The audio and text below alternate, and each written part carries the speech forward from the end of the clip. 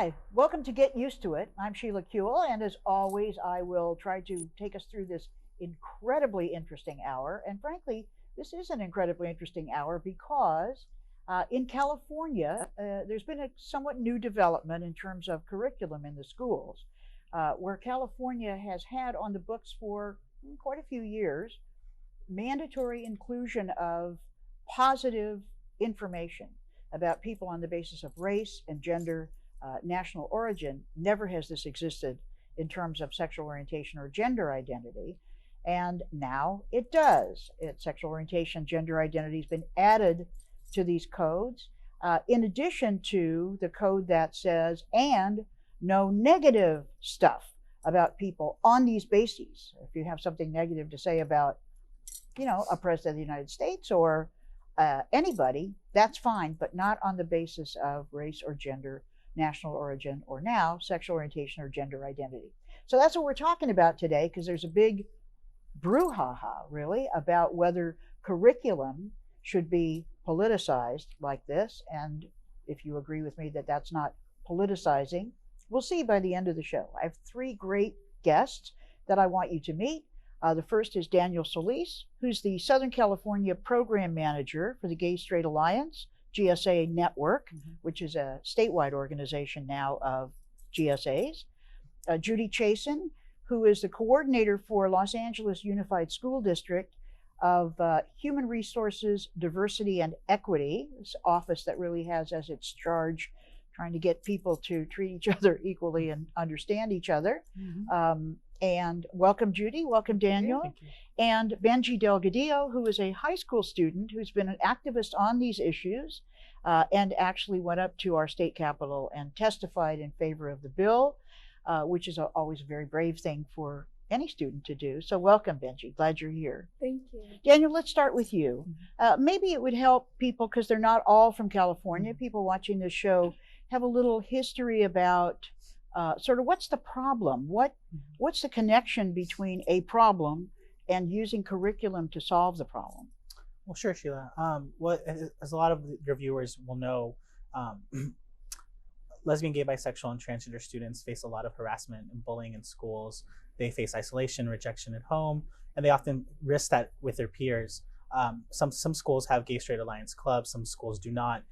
So there's a lack of really uniform support systems for these students. So students might have a really great experience if they're lucky to go to a great school with great staff, great school climate, a gay straight alliance club, but they might not have that chance. So it's really, at this point, it's kind of a luck of the draw, where you happen to be born, where you happen to live, and what kind of school environment you get settled into. But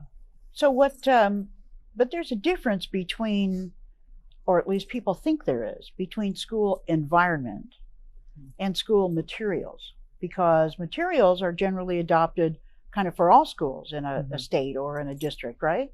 Yeah, so the state standards are set by the Board of Education for the state, and then those get implemented and really fleshed out by each local school district, since we do have local control of schools here in California.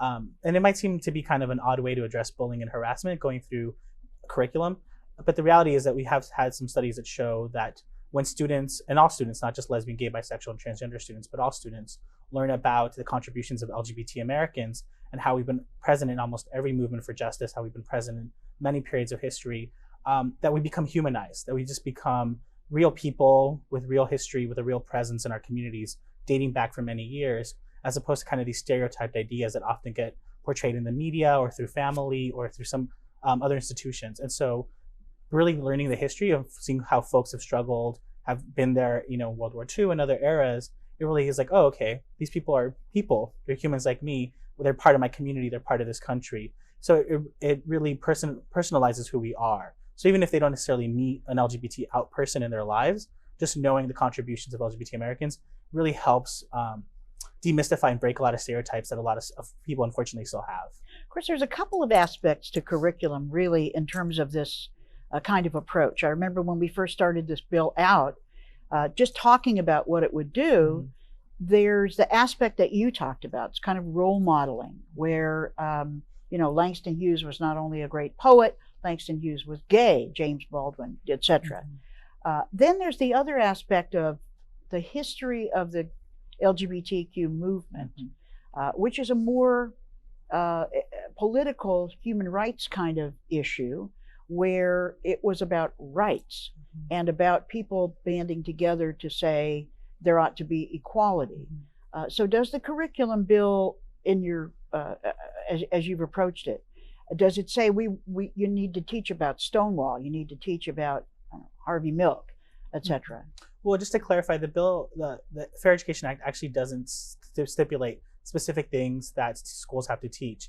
Rather, it trusts local control and it trusts communities, parents, teachers, educators, and students to come together and really decide how to implement this law in the way that makes the most sense for their community. So the law doesn't actually say you have to teach these specific items from history or these specific content standards. Rather, it just says make sure that you include LGBT Americans when we're talking about underrepresented communities like women, African Americans, Mexican Americans, and that you do it in an unbiased and non-stereotypical way. So as part of that, we do envision that school districts will want to teach about not just Stonewall, but also about the current, civil rights movement, even if it might be politicized. But really, we believe that having these additions to the curriculum will really reinforce a sense of America, that really it's about us coming together and pursuing a more perfect union. And the idea is that, we might not always get there, we might not always agree, but as a country, we're moving forward to being a real democracy in a place where people can be who they are. And so we think, approach from that angle, there's no reason you wouldn't want to talk about the civil rights movement of LGBT folks. Have you been working on this for a while? Yes, we have actually, as an organization and as a movement. I mean, you yourself know that this bill, since you were the first person to introduce it when you were in the assembly, it's a critical bill. And for a lot of us who work with young people, we saw this connection early on, that it's great that we do trainings for teachers. It's important that we have students that are empowered, that they're having Gay Straight Alliance clubs, that people are getting the skills to really support these students. But we also realize that if we're really going to become fully equal, people have to see us as fully part of our society. The only way that's going to happen. See us, period. Or see us, period. Exactly. That's a really good that point, sort of invisibility has been part of the issue, even if you didn't say bad things about us, which generally, of course, happened. Yes. And I mean, I remember when I myself was in high school coming out and starting a Gay Straight Alliance club, I remember I went to a library and I found a book of an LGBT history book. It was a public library. And it was like finding the Holy Grail. It was just this moment of like, oh my God, I'm not only part of a community, but I'm part of a community that has very deep roots, not just in fighting for my rights, but really fighting for the rights of other people. Like learning about Bayard Rustin, who was fighting side by side with Martin Luther King for the rights of African American folks during the civil rights movement, to me was incredibly inspiring. And so what it does for students who are being bullied is just seeing that you're part of this community, you're not alone, and that your community has been struggling and really doing beautiful, amazing things for many decades. So you should be proud of that. That in itself is very life-saving for students. Judy, do you find the same thing in LA Unified? Oh, absolutely. So say a little bit about what LA Unified has done and what you're doing. Well, LA Unified has a very long history of a very firm stance in support of inclusion and affirming environments for lesbian, gay, bisexual, transgender students and staff. So we have, I think our first official proclamation was in 1988. So we go back a ways. So the school board saying this is an aspect of inclusion? This is, yeah, safe and affirming campuses since 1988. So we feel very strongly that all students and all family members in our schools should feel welcome. And one of the best ways to really show that we welcome a community is for them to be represented in the curriculum. I'm old enough to grow up at an age when my curriculum was whitewashed, and it wasn't until when I got older, I started learning about really the richness of America and all that we've contributed. So we don't want our students to grow up in this isolated environment and not see what a pluralistic society that we have. So we definitely have advocated and practiced inclusion. We wanted to have sexual orientation and gender identity included in our book, in our textbook for health education. And at the time, there was no book. We couldn't even find one. There was a few, but they were negative. So our school board, which is visionaries that they are, said, well, then you better get busy. And so we had to self-author it. And we worked with the publisher and we wrote the book, wrote the chapter anyway. And the publisher at first was a little reticent, and then he went, wait a second, this is an untapped market. And now that particular health book is being marketed very widely across the country. And since then, other publishers have come forward to have more inclusive curriculum. Well, you know, it's interesting how many aspects of curriculum there are. Yes. When you talk about a health curriculum, I remember when we were doing the bill to try to bring the sex education curriculum Yes. into the 21st century so that it didn't express negative points of view, that it was inclusive and fair, essentially, and, you know, not biased in terms of talking about sexual health and what that meant. Yes. And so health is certainly an aspect of seeing ourselves in the curriculum. Exactly. But what about history? What about social studies? Do they still have stuff like that? Yes, we still have it. I'm not Knock that, on wood. I'm not Let that young me either. check my email, see if I've gotten any yet, if there's been any changes. But no, we definitely still have history and social studies. And what we have found is that we have not had a good selection of publishers who have had inclusive curriculum. That's why we're so excited about this bill, is that we're hoping that the publishers will start to produce materials for us. So what we've been doing is we're making materials available for the teachers to incorporate them themselves. You mean not as a everybody gets one, but sort of here's what you can use when you say making them available? Yeah, like we might have things online. We send so like I have lesson plans online on my website, and different offices in LA Unified do, and so somebody could log on and pull down some lesson plans that might be incorporated into their curriculum. We strongly advocate for kind of this across the board inclusion, recognition. I'm uncomfortable with having the gay chapter. Though I love the gay chapter, excuse me. I love the gay chapter. I think it's very important to have a chapter in there on LGBT civil rights. And I don't want this community to appear only on pages 110 to 115, because certainly LGBT individuals have contributed to math, to science, to sports, to every single realm of society. So we're looking at how all people have had a voice and a presence in our community. Well, it's interesting because you identified kind of two areas that I think, and I want to just tell you, Benji, I want to discuss this with you as well. But you were talking about people themselves, seeing themselves, and Daniel said a little about this as well, seeing themselves in their materials. Right. Where am I in America? Do I see my face? Do I see my race? Do I see my gender and my sexual identity?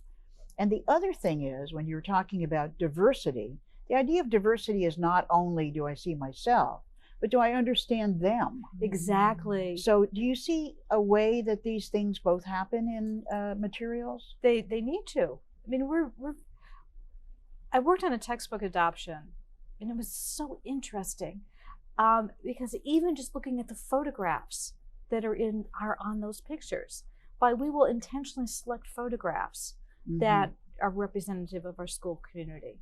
And we also have LGBT family members. 16% of our students have gay and lesbian family members. California is raising 65,000 children are being raised by same-sex couples. And so people want to be able to see their parents and their brothers and sisters and their neighbors and their best friends as well. So it's not just about how it benefits gay, lesbian, bisexual, and transgender students, but how we all benefit by learning about each other. LA Unified's a pretty big school district. Yeah, we're pretty big. Do you know how big? 700,000 students. And there's 1,100 schools, 750 square miles.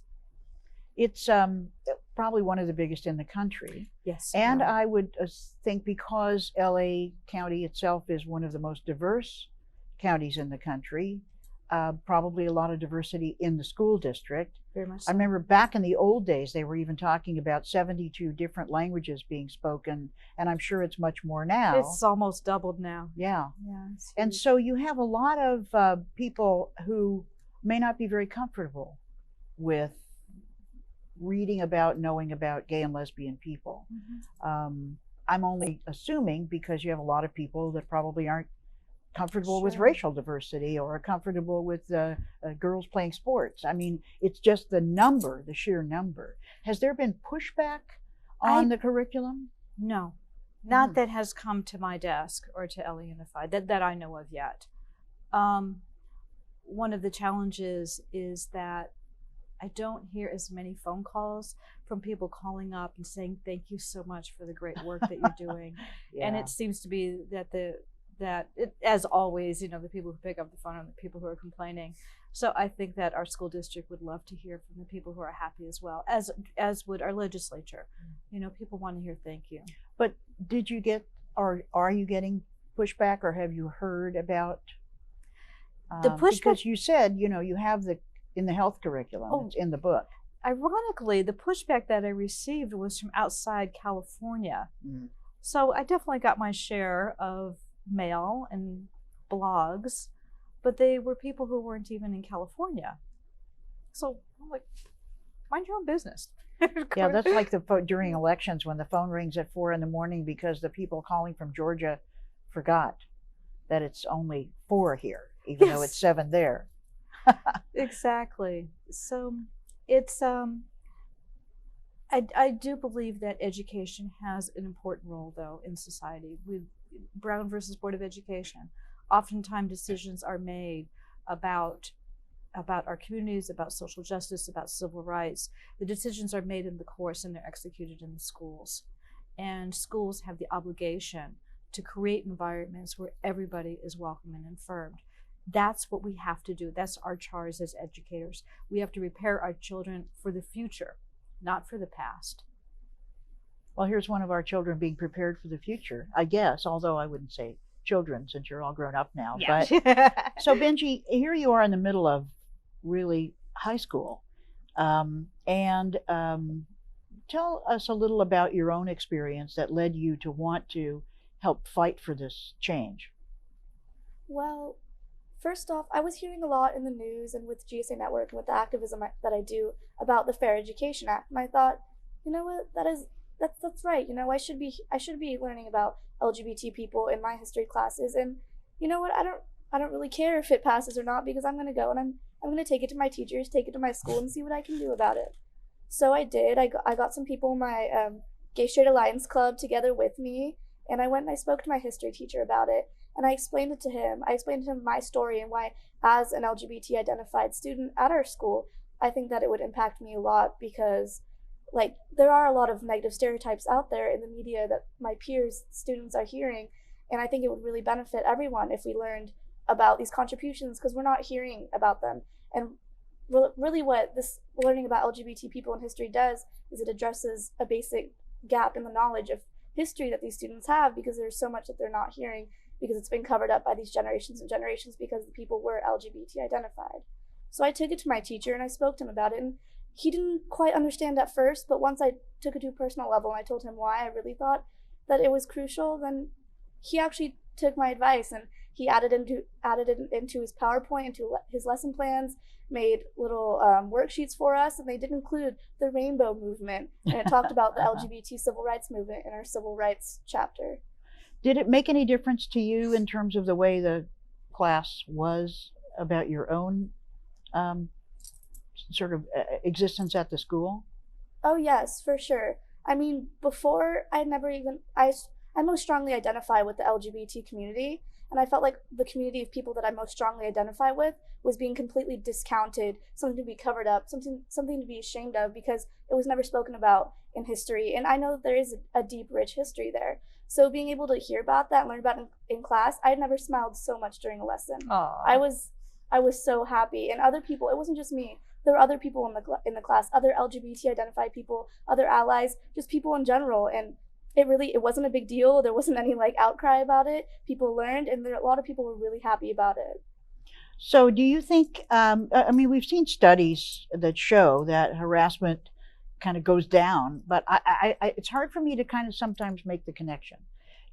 Here we are, and we're in a school, and there's, bullies and people who are joining the bullies because they think that's a cool thing to do, and people who are being very brave and standing up to the bullies as allies, and then there's us going through what we go through with the bullies and standing up.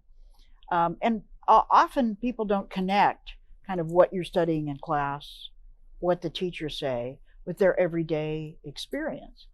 So how do you think it affects people's behavior, their thoughts? If they read now in a book, or they hear from the teacher, there was this really brave guy named Harvey Milk and he X, Y, and Z, or examples of our history. What do you think happens to a person when they read this stuff? Well, I think that when a student learns about LGBT people or movements in history, they're not just learning a fact. You're really, like, what it does is it promotes tolerance, and you're learning about tolerance of different groups of people.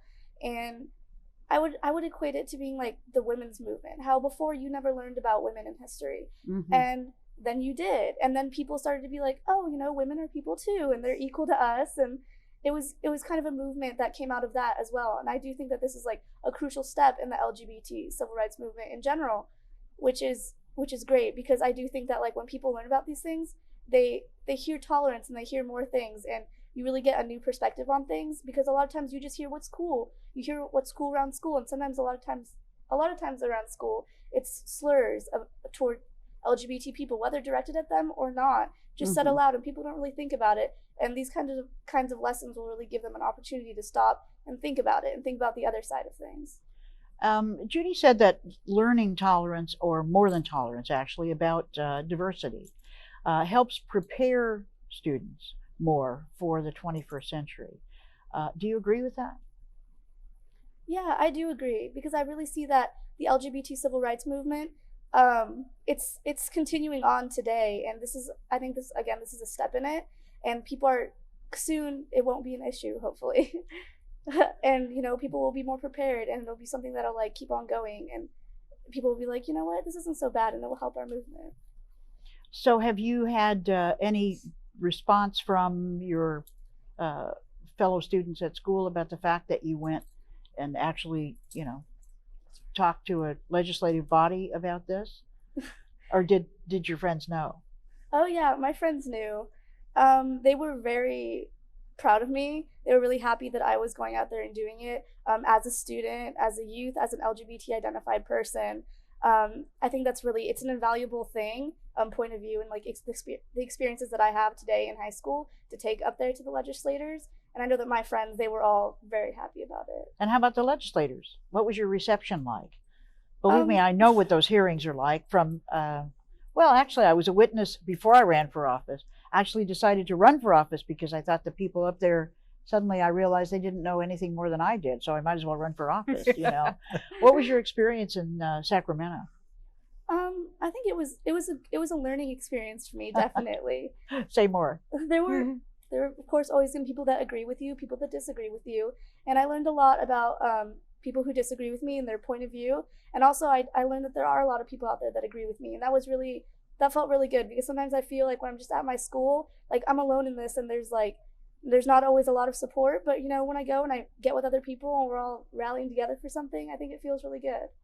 Yeah, when we had this bill up and other bills that affect the LGBT community, often there would be a whole line of people lined up against the wall waiting to come up, because we generally only allow 2 or 3 people to make the case, kind of, for the bill and against the bill. And then everybody else comes up and they say, I'm Jane Smith and I'm for this bill, and I'm Richard Jones and I'm against this bill, or whatever. And it always used to make me feel really good, because I would see teachers organizations and principals organizations and all kinds of things that would say, yes. Were you surprised by any of the people who were supporting?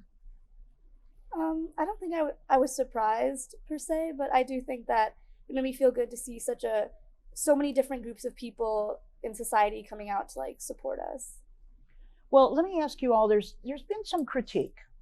And I mean, not just by people who are homophobic or people who are sort of the usual suspects, but newspaper editorials saying that manipulating curriculum for political ends is really not a good idea across the board, saying that it has nothing to do with us.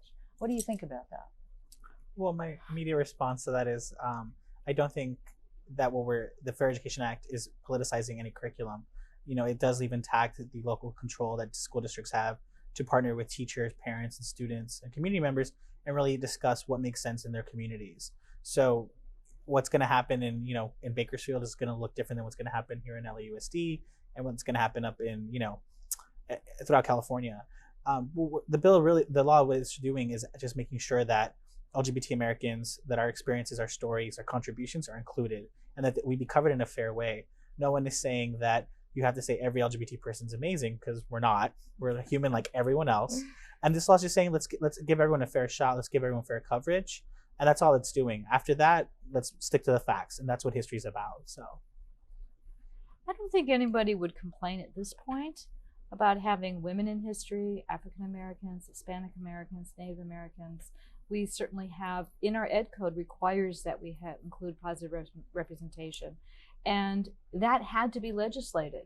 And so this is just, as you had referenced, we are looking to the future. This SB 48 also includes persons with disabilities and Pacific Islanders. So would we expand that position to say that is there a political agenda for persons with disabilities? That would be unconscionable. We have an obligation, of course, to represent everybody, and not just based on numbers, just based on integrity. Say more. I mean, I guess the question is more of a Martian anthropologist question. Okay. Which is, I think virtually everybody thinks it's important to control what students learn.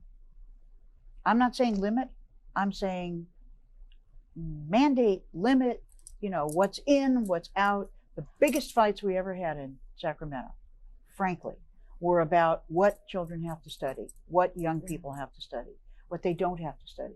Think of it in the larger sense, this math, science, pushing for that. History itself was discounted and may still be discounted, if you know what I mean. This is the notion that we're controlling something here. So what I want you, let's talk a little bit about what you think is really accomplished in terms of the bigger goals for society by doing something like this. Well, I think there's so much emotion and passion around deciding and discussing what students are learning, because really, I think, as Judy said, students, they're going to be society. I mean, we're all going to, leave this earth at some point, and then the young people who we've educated will be the ones who will carry forth our society and our world. And so I think people realize that what's at stake here is really, what's the shape of our country going to look like? What is California's future going to be like? What kind of society, what kind of values do we have? And I think people get really nervous when we start talking about values. And I think everyone wants to make sure that their way of life, their beliefs are continued and respected. And so I think sometimes we can get into this sense of competition, that it's like my values are your values. And I think what really we, as a movement, what we've tried to do is say, it's not a competition. Rather, it's just about making sure that we have a place and a society where everyone can be themselves, be safe, be respected, and be free to pursue the kind of life they want to live, and as long as it doesn't hurt anyone. And so I think that's maybe a reminder that I think some people can need when we're having these conversations, is that it's not necessarily a battle to make sure and impose our views on other people. It's just so, young people like Benji can grow up to be who they want to be, live their lives fully and respectfully, and other people see him like a human being that he is. I mean, that's really what's at the core of this battle. It's also the marketplace of ideas. I was speaking to our librarian about this, the big librarian for the district, and I love what she said. She goes, everybody should be able to go into that library and find something that represents them and something that offends them. Mm-hmm. We need to have the full spectrum in there. And I thought about that, because of course there's my values, and of course there's things that I may not be comfortable with, books that I don't want in the library because I think that it might promote some type of bias, but she was right. Everybody should. We should be able to see the full spectrum of what's in front of us. We need to be educated learners. Well, there's also this the sin of omission. Yes. I mean, you were saying, Benji, that there's so much that you didn't see growing up in your textbooks, in your school. These are omissions that are purposeful. Yes. That's the thing that I think people are looking at this as an addition, whereas I look at it as filling a void that was created on purpose. It was on purpose that you didn't see any women. Yes. That it was on purpose that you didn't see any people of color. Why? Because they had no value. So why would they be parts of history? Mark Twain said something about how the history was generally written with the ink of prejudice. Yes. And I think, I mean, there must be other omissions that we kind of don't know about. Why do you think disability was put in, for instance? Or why were there no API, no Asian Pacific in the law? We got first African Americans, then Mexican Americans. You know what I mean? Everybody had to fight for inclusion instead of sort of automatically being there. So there must be a lot that you were missing in your education. Yes, that you don't even know about, right? Yeah. I mean, that's a good point. I mean, like, up until this point, I'd never heard about these things in school and stuff. And I grew up with a kind of a sense in my head that, like, oh, you're going to grow up and you're never going to be accepted for who you are by society. Like, this is just a thing that doesn't happen and doesn't exist. And that's because I had never heard about it from my school. I never heard about it anywhere, really, besides negatively in the media or in other places that are common to me around school. And I think what this would do is I don't want to see other youth that come after me and the future generations have to grow up the same way that I did with those thoughts. I want them to grow up and be like, there I am. There's my place in history. These are my people, and this is who I can be, and this is who I am, because I never had that.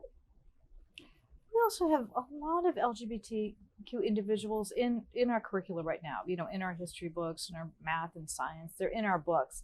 We just omit the fact that they're LGBT. And so a lot of this also is just kind of this little bubble, by the way. Let me just say, and this person that you've been studying, oh, by the way, is this famous mathematician, by the way, is LGBT, is African American, is Asian American, so was a person with disabilities. Would we talk about the accomplishments of Stephen Hawking and not mention that he also physically is, has many, many challenges, but a brilliant mind. And so it's a part for us to have additive curriculum. It's not subtractive. So how do you see this really affecting the next generation? Do you see, let's say you're graduating, I don't know, 500,000 students, not really that many, but a lot from LA Unified in 3 years after maybe we've incorporated this curriculum. How do you see them better off in society, or society better off? Well, I can say that we'll be able to answer that question very specifically, because we're working with one of the universities at around Alliant University is looking at our health education curriculum and looking at students who participate in it. It's a 3 sampling. So first, pre, post, and then a year later, and looking at, does this change attitudes? Does it increase knowledge? Does it reduce bullying on campus? So we are finding that by having these kinds of conversations preliminarily, because the data is not done being analyzed yet, it's suggesting that just being able to have the conversation, what it is, it reduces a lot of the tension. I do believe, maybe it's my wishful thinking, that this is going to be such a non-issue. I think that the next generation is going to look at us and go, that is so dumb. What was the big deal? And I mean, actually from some of the younger persons, I am hearing that. I'm like, whatever, I don't know why you're making a big deal of it. It's really a non-issue. And I really want diversity to be a non-issue. Wonder if it ever will be. I'm sorry, Daniel, you were going to... I would agree with Judy. I think we're always going to have our challenges. I think, we're human beings. We're all flawed. We all, have different good angels, bad angels that we're all struggling with. But I do agree with Judy that one of the wonderful contributions that this law will do is for the first time, LGBT Americans are going to be part of the fabric of society in a way that we have not been shown to be, right? We have been part of every community, every movement. We've been in every time period, but finally that reality will be acknowledged. I mean, the fact that, an LGBT person invented the computer, for example, like that's a fact that people don't know, when they're sending their messages of frustration around this law. They should remember it was thanks to a gay man that they were able to send that email in the first place. But just things like that, I think it'll be, like Judy said, I think this issue of discrimination against LGBT folks will just be seriously reduced. I don't think we're going to always agree on it. I don't think everyone's going to always perhaps share the view that we on this show share, but it will be, I think, a different society where folks can say, yeah, there was, transgender people here, there was lesbian people here, bisexual people here, gay people here, and now this means that they're part of my society. I don't necessarily have to agree with everything they say or do, but they're part of America. They're part of this, larger country that we're all part of. And so I think that's going to be a big shift for our society, our schools, and just really for the students themselves. I feel like really over time what this will do is promote an understanding of LGBT people, which will further lead to more of an acceptance and continue on like that. But I really think that it's important that students being exposed to this, it will promote an understanding, and they will understand LGBT people, and it won't be this like weird thing anymore where they have to pick on them or something like that. Well, we've had an interesting thing happening recently about Minnesota. Yes. And I think it's one of those things where it makes sense to me, but there's not a whole lot of proof one way or the other. As I understand it, a single school district in Minnesota has a policy of strict neutrality about sexual orientation. That is, you don't talk about it. That's their neutral policy. And there have been a higher percentage of suicides in that district than any other district in Minnesota of gay and lesbian kids. And so people were starting to notice. And really all that was going on was an absence of information, theoretically. I mean, we don't know that they were ordered to say bad things, or they were simply ordered not to say anything. So the invisibility, the theory goes, of information in this place makes you feel isolated, as you've said, or alone or lonely, and other students don't know as well. Do you think that is possible to be true? If I can jump in, absolutely. But I think absolutely, if schools do have that obligation to create safe places for their students, I think that if a school through their silence allows or tacitly encourages kind of bias, that they have some culpability in that. And the school is representative of a community. Mm-hmm. And I think that I'm going to assume I don't know the community, but there has to be this level of agreement in the community among family members and people that LGBT individuals should not be respected, that they should not be honored. And the school then deferred to a bias. Rather than being leaders, they chose, I'm guessing, because I'm not well informed, so I don't want to say too much. Well, they probably thought that they had taken a step forward in saying, just don't bring it up at all. It has to be neutral. Because it had always been brought up in a negative way. Remember, in California, we've got two different laws. Mm-hmm. One that says you must be positive about these folks and inclusive, and one that says you can't be negative about these folks. So they're kind of two different things. Mm-hmm.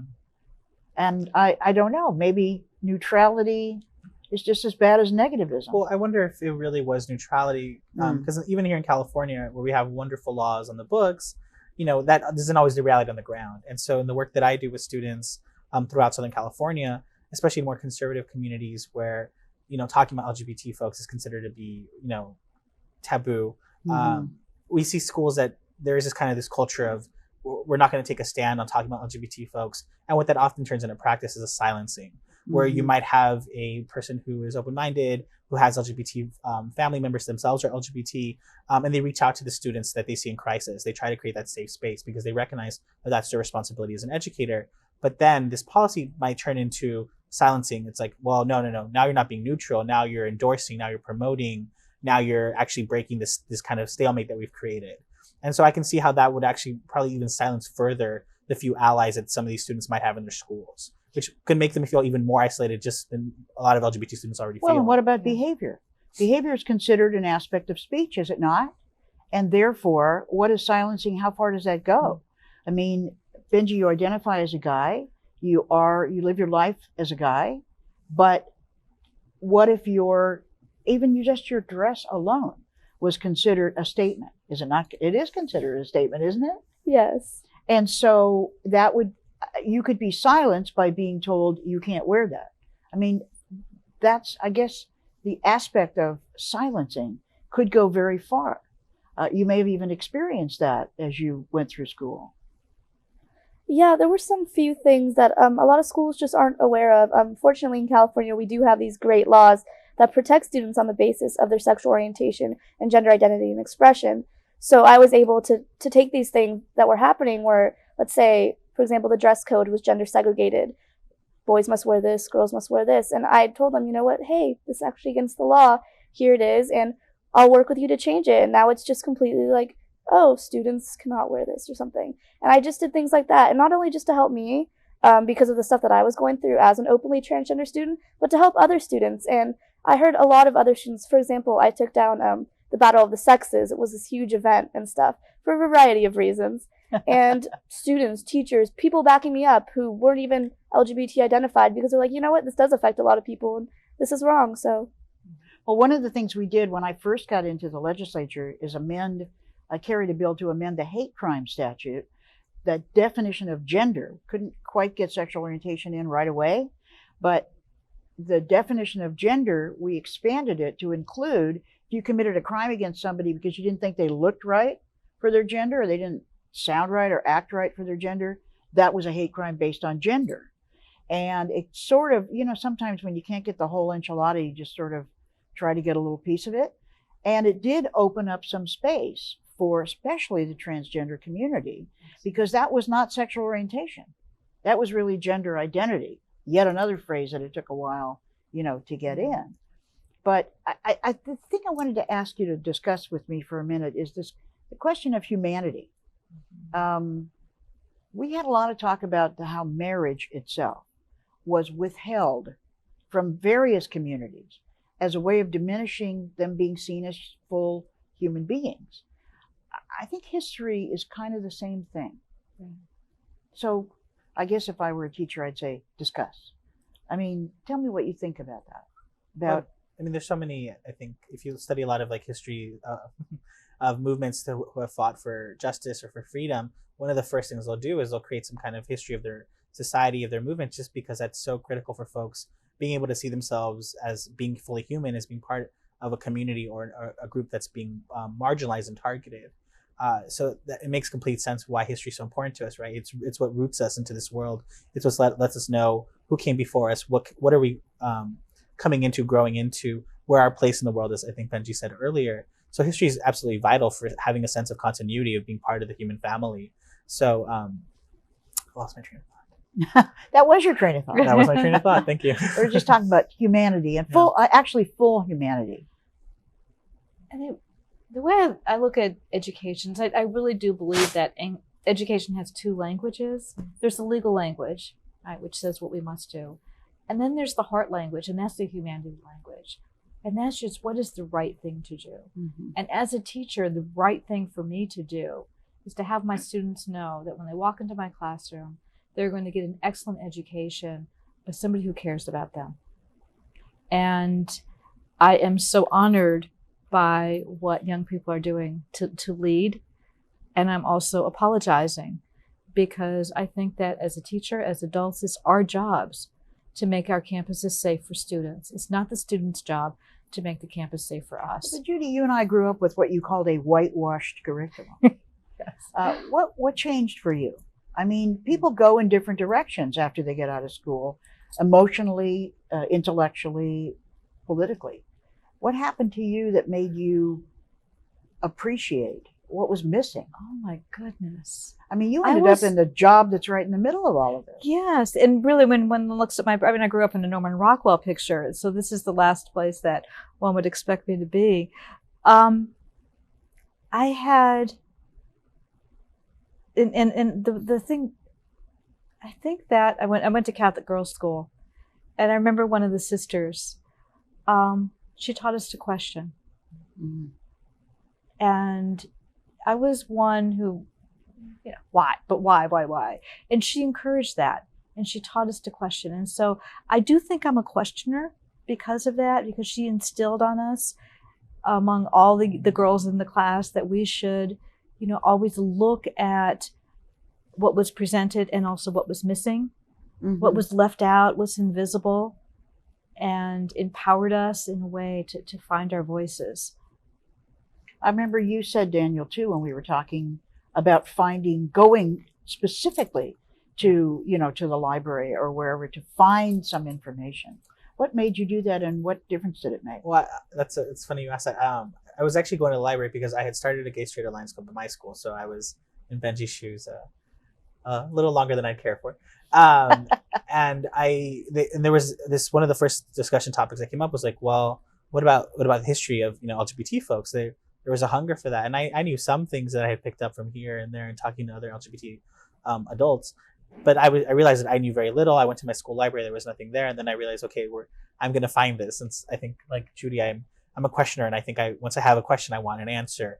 And even if the answer is there is no answer, then I will try to find one anyway. And that's where I went to the library and the public library, and I found this history book.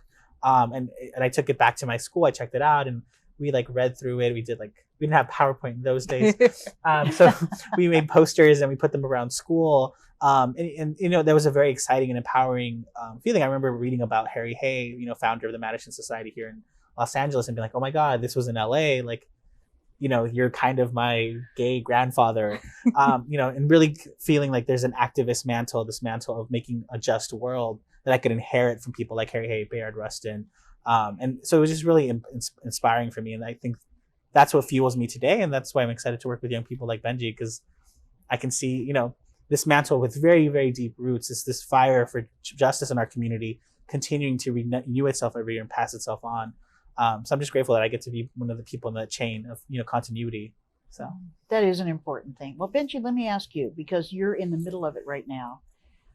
Everybody has an idea of what you should learn in order to be a good, citizen when you graduate, and have tools essentially to be able to earn a living, contribute to society, by which people generally mean working, etc. And so there's a lot of emphasis on saying, what is all this about? All this silliness about, sexual orientation and gender identity. What you really need is you need math classes, and you need science classes, and you need business classes. How do you respond to that? Well, I feel that a large part of the world and just being in it isn't all just the core classes that you have to take. A lot of it, even when you do get older and get a job, it's about dealing with people, society. You come across different things, and you have to learn how to handle these. There may be challenges, issues, and you need to know how to address them, to handle them.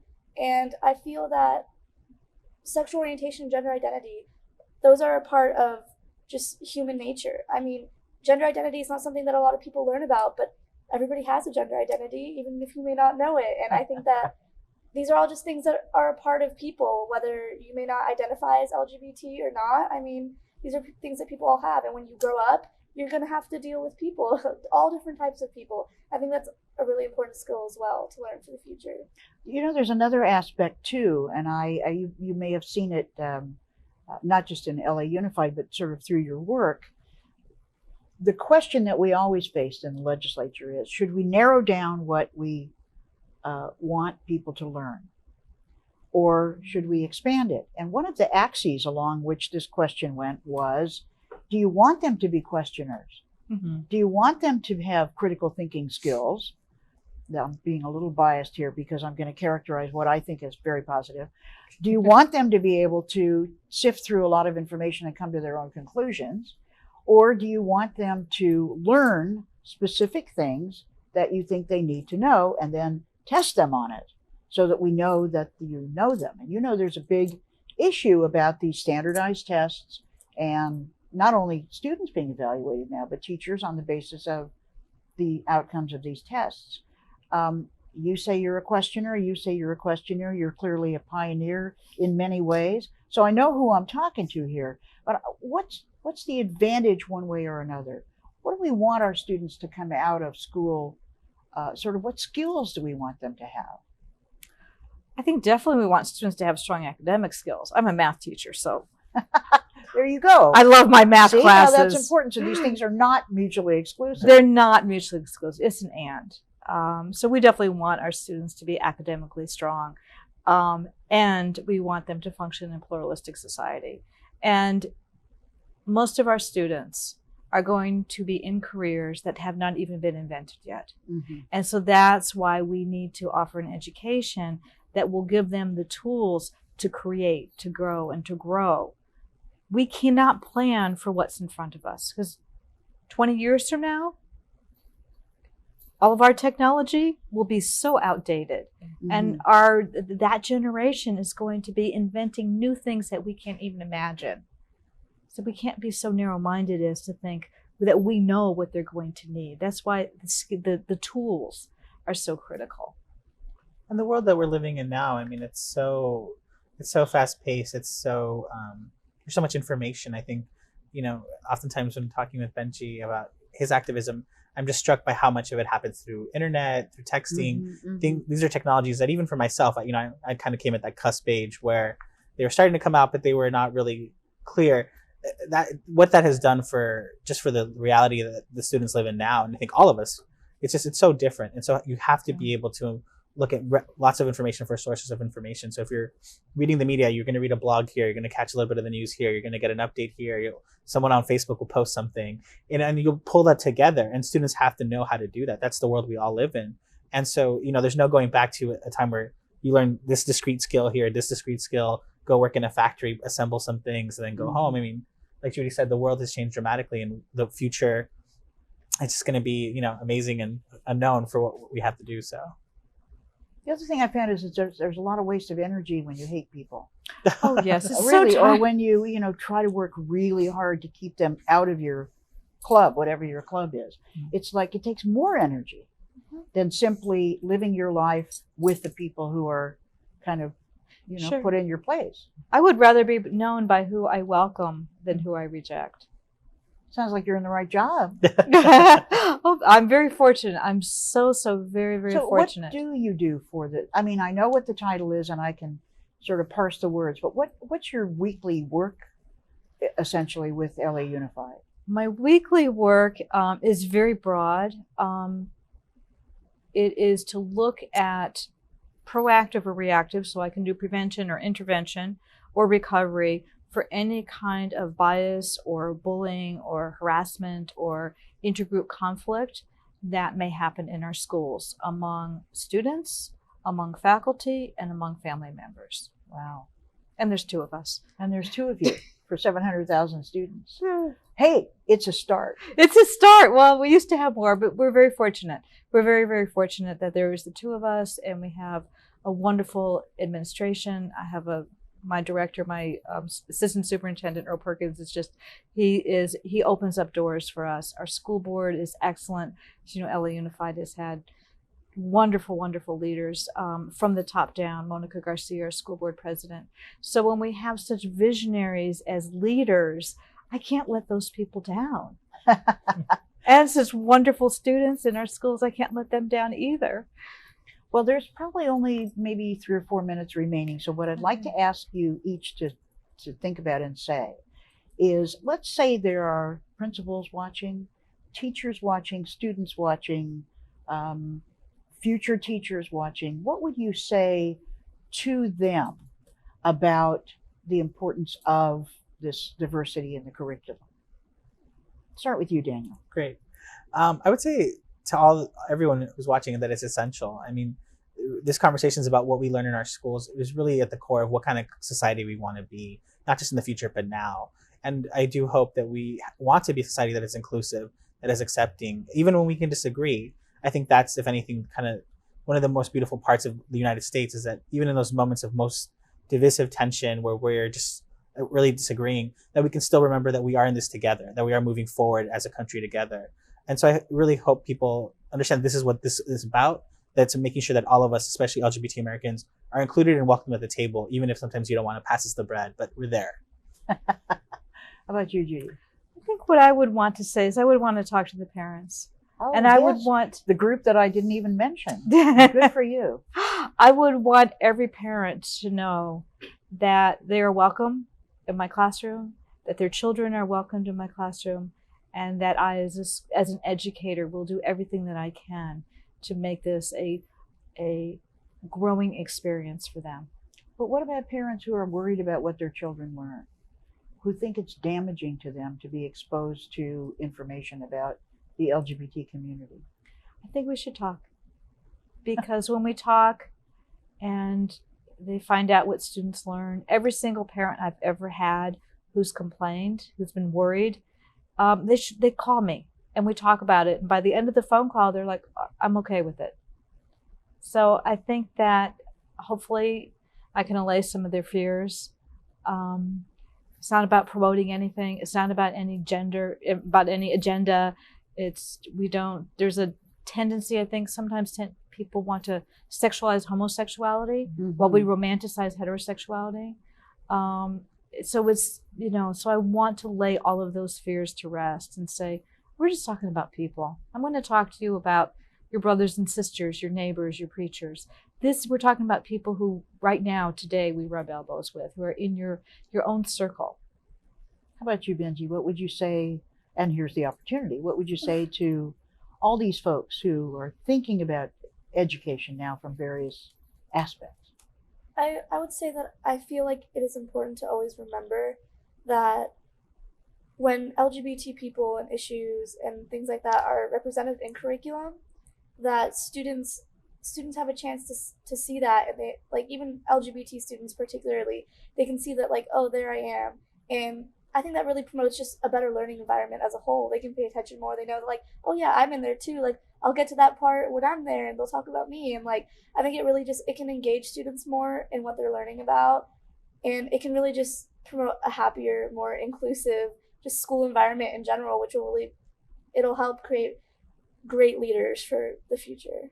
Judy also said that she didn't want the LGBT part of the book to just be page 110 to 115. Do you agree with that? Yes, I do agree. I feel like there are a lot of LGBT leaders throughout history that they haven't been talked about, or they've been covered up because they're LGBT. I think it's great to highlight those people and start bringing them out. So you all seem to be very optimistic about this. Yes. Well, look who's in this room, and we have you who've certainly been our hero.